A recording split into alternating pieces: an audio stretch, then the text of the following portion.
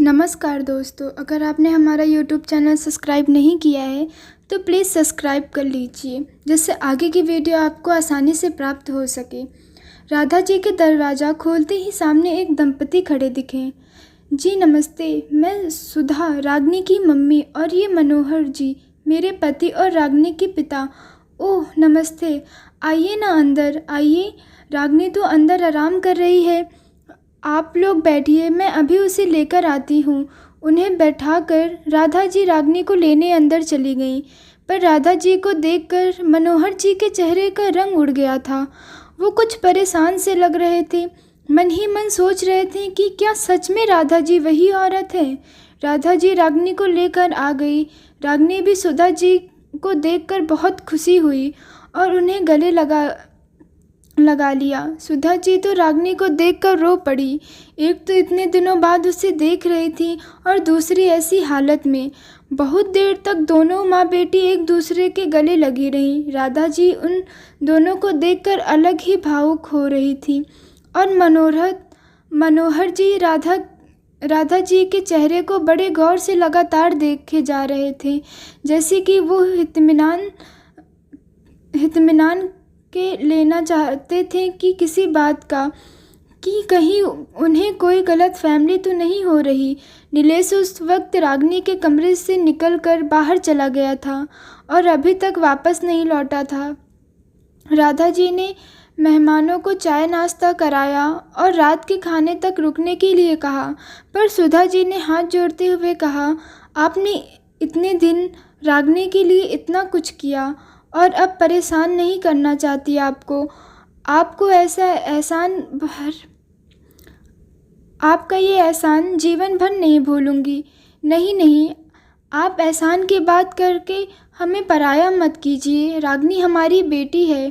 थोड़ी झिझकते हुए, मेरा मतलब मेरी बेटी तरह है, कहते हुए राधा जी की आंखें डबडबा गईं। नहीं राधा माँ, आपने कुछ भी गलत नहीं कहा। मैं आपकी बेटी ही हूँ। मैंने उस दिन आपसे कहा था ना कि मेरी 2 माँ हैं आज से, कहते हुए रागनी मुस्कुराते हुए राधा जी के गले लग गई और राधा जी भी बेचैन दिल को सुकून मिल गया। इतनी देर से मनोहर जी बस कुछ गिने चुने शब्द ही कहें, फिर सुधा जी और मनोहर जी रागनी को लेकर रागनी के घर जाने लगे। तब रागनी ने अपनी नज़र पूरे घर में दौड़ा दी, पर उसकी नज़र जिसे ढूंढ रही थी उसे कहीं न देखा। राधा जी रागनी के मन की बात समझ गई और सुधा जी से कहा, आज पता नहीं नीलेश कब से बाहर गया हुआ है, अभी तक लौटा भी नहीं। अगर थोड़ी देर आप लोग और रुक जाते तो उससे भी मिल लेते। कोई बात नहीं, अब तो हम लोग यहीं हैं कुछ दिन, तो फिर किसी न दिन मिल लेंगे। वो रागनी के पापा की भी तबीयत थोड़ी ठीक नहीं है और इतने लंबे सफ़र की वजह से थक भी गए हैं। बहुत तो कभी हमें इंतज़ार दीजिए। थक भी गए हैं, बहुत तो कभी हमें इजाज़त दीजिए। राधा जी अब कुछ बोल नहीं पाई और रागनी भी उदास मन से चल पड़ी। उससे बिना नीलेश से मिले जाना बिल्कुल भी अच्छा नहीं लग रहा था। कभी कम से कम एक नज़र देख ही लेती। इधर नीलेश न जाने कब से बिना मतलब यूं ही भटक रहा था। कितनी देर से वो पैदल चला जा रहा था, उसे खुद भी नहीं पता चला। जब चलते चलते थक गया तो सामने जो पार्क बनी थी उसे एक कोने वाली बेंच पर जाकर बैठ गया। बहुत देर यूं ही शून्य में देखता रहा बिना किसी भाव के। तभी उसकी नज़र सामने बैठे एक प्रेमी जोड़े पर पड़ी। लड़की ने लड़के के बाह में अपनी बाह फंसा रखी थी और लड़के के कंधे पर अपना सर टिकाकर बैठी हुई थी। लड़के ने भी लड़के की उंगलियों में अपनी उंगलियां फंसाकर कसकर उसका हाथ पकड़ रखा था और अपनी गर्दन हल्का सा झुककर लड़के के सर से अपने चेहरे को टिकाकर बैठा हुआ था। कोई बातचीत नहीं, बस खामोशी के साथ शायद एक दूसरे के साथ को महसूस कर रहे थे। नीलेश ने पूजा नीलेश को पूजा की याद आ गई। वैसे वो दोनों भी घंटे ऐसे ही एक दूसरे के साथ बस यूं ही बैठे रहते थे, बिना कुछ बोले, बस एक दूसरे का हाथ थामे। नीलेश अपने चेहरे को झुकाकर अपनी हथेलियों से ढक लिया। उसकी दोनों आंखें भर आई थीं और उसके मुंह से निकला, पूजा तुम क्यों चली गई मुझे छोड़कर? बहुत अकेला हो गया हूँ मैं यहाँ, वापस आ जाओ पूजा। बोलते हुए नीलेश सिसक पड़ा। तभी नीलेश को लगा कि कोई उसके बगल में बैठा हुआ है। उसने अपना सर उठाया तो उसने देखा वहाँ पूजा बैठी हुई थी। नीलेश को तो जैसे विश्वास ही नहीं हो रहा था। तभी पूजा मुस्कुराई और अपने हाथों की उंगलियाँ नीलेश की उंगलियों में फंसा दिया और उसके कंधे पर सर टिका दिया। नीलेश ने कहा, पूजा। पूजा ने मुस्कुराते हुए कहा, ऐसे क्या देख रहे हो नील? मुझे नहीं पहचान रहे हो? थोड़ा हंसते हुए ऐसे क्या टुकुर टुकुर देख रहे हो? हाँ, मैं ही हूँ तुम्हारी पूजा। पूजा प्यार से नीलेश को नील पुकारती थी। अब तो नीलेश को लग रहा था कि वो खुशी से पागल हो जाएगा। उसने कसकर पूजा का हाथ पकड़ लिया ताकि वो फिर से उससे हाथ छुड़ाकर जा ही न सके। उसने कहा, पूजा तुम मुझे फिर कभी छोड़कर मत जाना, तुम्हारे बिना नहीं जी पाऊँगा। कहाँ चली गई थी तुम? बताओ, यहाँ माँ और मेरी हालत कैसी हो गई थी तुम्हारे बिना। अब कभी नहीं जाना पूजा, कभी नहीं। नीलेश ने रोते हुए उससे कहा। पर अब पूजा थोड़ा उदास हो गई थी। उसके चेहरे पर वो प्यारी मुस्कुराहट गायब हो गई थी। उसने धीरे से पूछा, नील मुझसे इतना प्यार करते हो? नील तुम मुझसे कितना प्यार करते हो? ये कैसा सवाल है पूजा? क्या तुम्हें नहीं पता कि मैं तुमसे कितना प्यार करता हूँ? सवाल के बदले सवाल नहीं नील, बताओ मुझे कितना प्यार करते हो? बहुत बहुत बहुत ज़्यादा, इतना कि तुम्हारे बिना जी नहीं पा रहा था। तुम क्यों मुझे छोड़कर चली गई थी? मैं तुमसे बेइंतहा प्यार करता हूँ। नीलेश ने पूजा का चेहरा अपने दोनों हथेलियों के बीच थाम लिया और उसकी आंखों में देखते हुए कहा, मुझसे इतना प्यार करते हो नील, तो फिर भी मुझे इतनी तकलीफ़ दे रहे हो? बताओ। पूजा की आंखों में आंसू झिलमिला रहे थे। क्या हुआ पूजा, तुम रो क्यों रही हो? मुझे बताओ, क्या तकलीफ़ है तुम्हें? मैंने ऐसा क्या किया पूजा जिससे तुम्हें तकलीफ़ हो रही है? पूजा ने नील का हाथ हटाते हुए कहा, तुमने मुझे बांध रखा है नील अपने प्यार से। यहाँ से जाकर भी मैं जा नहीं पा रही हूँ। तुम खुद को तकलीफ़ देते हो तो मुझे तकलीफ़ होती है। तुम्हारी ऐसी हालत देखकर मुझे कितनी पीड़ा होती है, पता भी है तुम्हें? नील का हाथ पकड़ते हुए, मुझे आज़ाद कर दो नील, मुझे आज़ाद कर दो। अपनी यादों से, अपने प्यार से, अपने दिल से जाने दो मुझे मेरी दुनिया में। तुम आगे बढ़ो नील, ज़िंदगी बाहें फैला के तुम्हारा इंतज़ार कर रही हैं।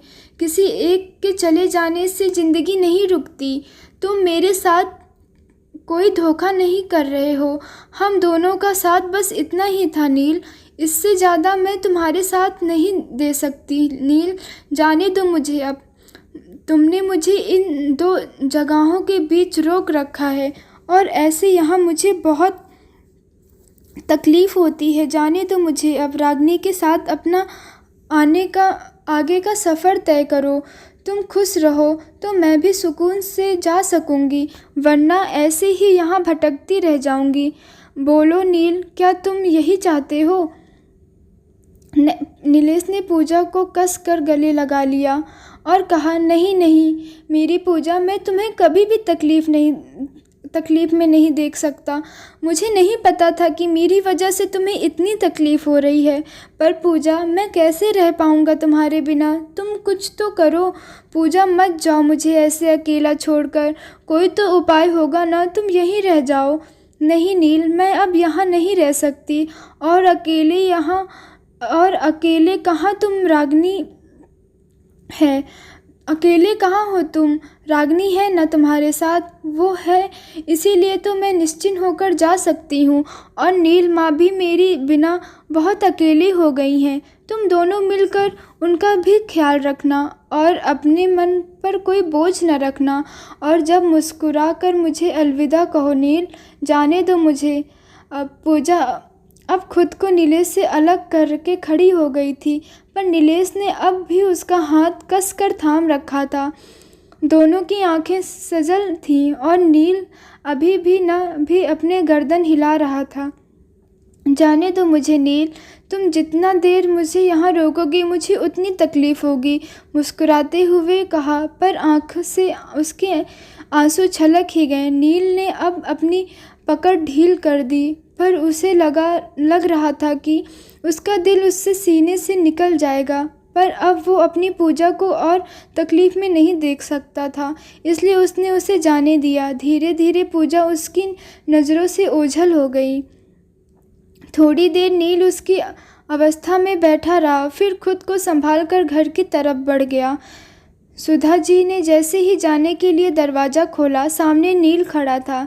नील को देखकर रागिनी के चेहरे पर खुशी की एक लहर दौड़ गई, पर जैसे ही उसकी नज़र उसके बुझे चेहरे और रोने की वजह से हुई लाल आँखों पे पड़ी, उसके चेहरे से खुशी गायब हो गई। उसे लगा कि आज दोपहर में जो कुछ भी हुआ, शायद नीलेश उसकी वजह से परेशान है। उसे अंदर से बहुत बुरा लगा। उसने मन में सोच लिया था कि अब जब नीलेश खुद नहीं चाहेगा, वो कभी उसके सामने नहीं आएगी। नीलेश भी अपने सामने अनजान लोगों को देखकर राधा जी की तरफ प्रश्नवाचक दृष्टि से देख रहा था। तब राधा जी ने सबका एक दूसरे से परिचय कराया और फिर रागिनी अपने मम्मी पापा के साथ चली गई। आज नीलेश और रागिनी दोनों की आंखों में सूनापन था। घर आकर रागिनी अपने कमरे में चली गई। उसे बार बार नीलेश की उदास सूरत नज़र आ रही थी, पर चाह कर भी वो उससे कुछ पूछ नहीं पाई, कुछ कह नहीं पाई। नीलेश कब उसकी लाइफ में इतना इम्पोर्टेंट हो गया था, उसे पता ही नहीं चला। उसका मन उससे बात करने के लिए बेचैन हो रहा था और वो ये सोचते हुए अपने बिस्तर पर करवटें बदल रही थी, क्यों किसी से बात करना इतना ज़रूरी हो गया? क्यों मेरी सोच का काफिला जाकर उस पर थम गया? हर पल बेचैन रहती है नज़र, मिल जाए कहीं से उसकी खबर। अचानक क्यों इतना ज़रूरी हो गया कि थमने लगा सांसों का सिलसिला। दोस्तों, मिलते हैं इसके नेक्स्ट भाग में। तब तक के लिए नमस्कार।